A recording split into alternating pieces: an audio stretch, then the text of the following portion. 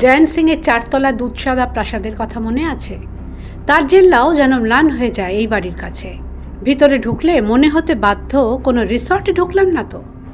রঙের ফুলঝুরি সেখানে।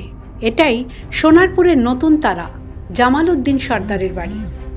এই বিশাল প্রাসাদের মালিকের আয়ের উৎস কিন্তু জানা নেই এলাকার মানুষের। কেউ কেউ অবশ্য বললেন জমির প্রমোটিং, বিতর্কিত জমি বিক্রি, বিচার পাইয়ে দেওয়ার নামে টাকা তোলা, এসবই নাকি পেট চলে। এই প্রাসাদোপম বাড়িও সেই আয়েই। বাড়ির ভিতর এবং বাইরে মিলিয়ে 50টি সিসিটিভি ক্যামেরা লাগানো। বাগানের সুইমিং পুলে খেলে বেড়াচ্ছে কচ্ছপ। কচ্ছপ রাখা বেআইনি হলেও এটা যে জামাল সর্দারের বাড়ি, সেখানেই তিনিই শেষ কথা। এলাকার মানুষই জানালেন প্রায় 7-8 জন কাজের লোক গৃহস্থালির কাজ করে এই বাড়িতে। জামালের ঘোড়া সামলানোর লোকই নাকি মায়না পায় মাসে 10,000 টাকা। মঙ্গলবার প্রথম সোনারপুরের এই জামাল উদ্দিন সর্দারের কাজকর্ম প্রকাশ্যে আসে। বাড়িতে ডেকে শিকল দিয়ে এক মহিলাকে বেঁধে বেধড়ক মারধরের অভিযোগ ওঠে তার বিরুদ্ধে। এই মহিলা অভিযোগ জানানোর পরে একে একে সরব হন অনেকেই। জানা যায় তিনি এলাকার শেষ কথা। এলাকায় জমিজমা কেনা বেচা হোক বা দাম্পত্য কলহ, কোনো কিছুর সমাধানই জামাল ছাড়া হয় না। নিজের বাড়িতেই সালিশি সভা ডাকেন তিনি, সেখানেই চলে বিচার। সোনারপুর থানার পুলিশের সঙ্গে ওঠা বসা রয়েছে বলে প্রচার করে এলাকায় দাপিয়ে বেড়ায় জামাল।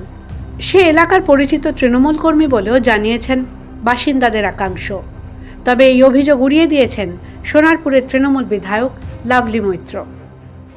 জামাল, প্রথম কথা, জামালের সঙ্গে তৃণমূল কংগ্রেসের কোনো সম্পর্ক নেই, দলের কোনো ব্যক্তি নয়। একজন ভদ্রমহিলা তিনি অভিযোগ করেছেন জামালের বিরুদ্ধে।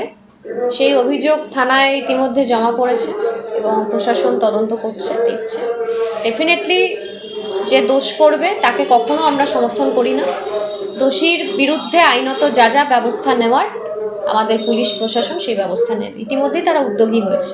জামাল ব্যক্তিগতভাবে ইন্ডিভিজুয়ালি একজন ব্যক্তি, সে যদি কোনো অন্যায় করে থাকে সেটা দায় তৃণমূল কংগ্রেসের নয়।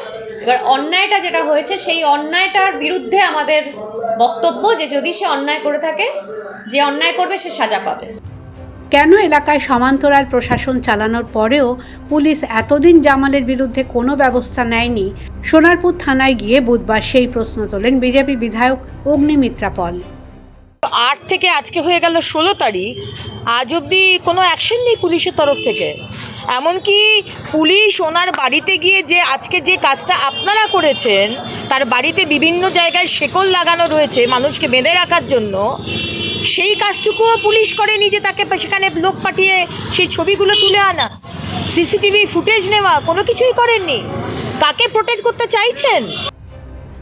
বুধবার দিনভর জামালকে নিয়ে সরগরম থাকলো সোনারপুর। The world bureau.